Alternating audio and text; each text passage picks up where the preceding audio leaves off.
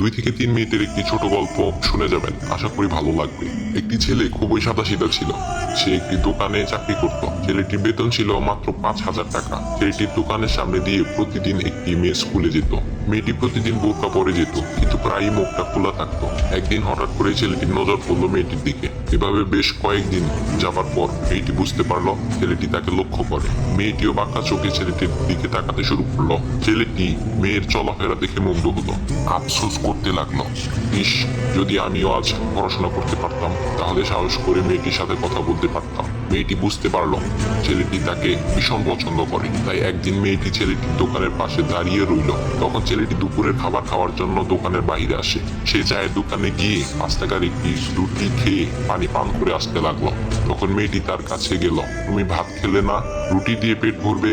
তখন ছেলেটি মেয়েটিকে দেখে অবাক হয়ে গেল। তখন ছেলেটি বলল, আমি ভাত খেলে আমার মা, বাবা আর ছোট বোনকে কি খাওয়াবো? মেয়েটি শিক্ষিত, তাই অল্পতেই বুঝে গেল। সে হাত ধরে বলতে লাগলো, তাহলে তুমি যে আমাকে পছন্দ করো, আমাকে কি খাওয়াবে? তখন ছেলেটি বলল, আমি তো তোমাকে আপন করে পাওয়ার জন্য দেখি না, কারণ সে যোগ্যতা আমার নেই। তবে এটা সত্যি যে তোমাকে দেখলে আমার খুব ভালো লাগে, তাই দেখি। মেয়েটি ছেলেটির কথা শুনে চোখের পানি ধরে রাখতে পারলো না। সে বুঝে গেল ছেলেটির চরিত্র ও ভাবনা অনেক সুন্দর। সেদিন মেয়েটি চলে গেল।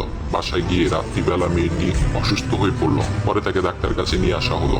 বলা হলো মেয়েটার 2টি কিডনি নষ্ট হয়ে গেছে। তখন মেয়ের বাবা ফোন করলো তার বন্ধুর ছেলেকে, যার সাথে বিয়ে দেওয়ার জন্য সে পাগল। কিন্তু মেয়েটি তার বাবার পছন্দের ছেলেকে বিয়ে করতে রাজি না, কারণ সে ছেলেটি টাকা থাকলেও কি হবে, তার চরিত্র খারাপ, সে লোভী।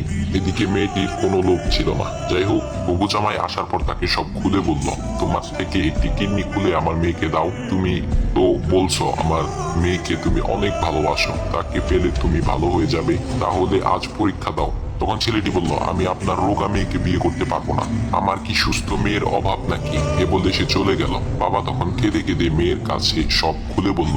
মেয়েটি বলল, বাবা তুমি কেঁদো না, একটা পথ এখনো আছে। আমাদের সামনে মোড়ে বড় একটা দোকান আছে না, তুমি সেখানে যাও। সেখানে যে তায়ু নামের একটা ছেলে আছে, তাকে নিয়ে আসো, আমার কথা বলো। তখন মেয়েটির বাবা ছেলেটিকে নিয়ে আসলো। মেয়েটিকে দেখে ছেলেটির চোখ ভিজে পানি পড়তে লাগলো, কারণ মেয়ের বাবা তাকে সব খুলে বলেছে। তখন ছেলেটি মেয়েটিকে বলল, তুমি আমাকে একটা কিডনি দিবে? ছেলেটি বলল, কিডনি দেবার জন্যই আমি এসেছি। মেয়েটি তাকে বলল, তুমি কি চাও? ছেলেটি বলল, তুমি সুস্থ হয়ে আমার দোকানের সামনে দিয়ে যাবে, আর দূর থেকে আমি তাকিয়ে দেখবো, এই অনুমতিটুকু চাই। এ কথা শুনে মেয়েটিও ও তার বাবা তাদের চোখের পানি ধরে রাখতে পারলো না। অবশেষে মেয়েটি বিছানা থেকে উঠে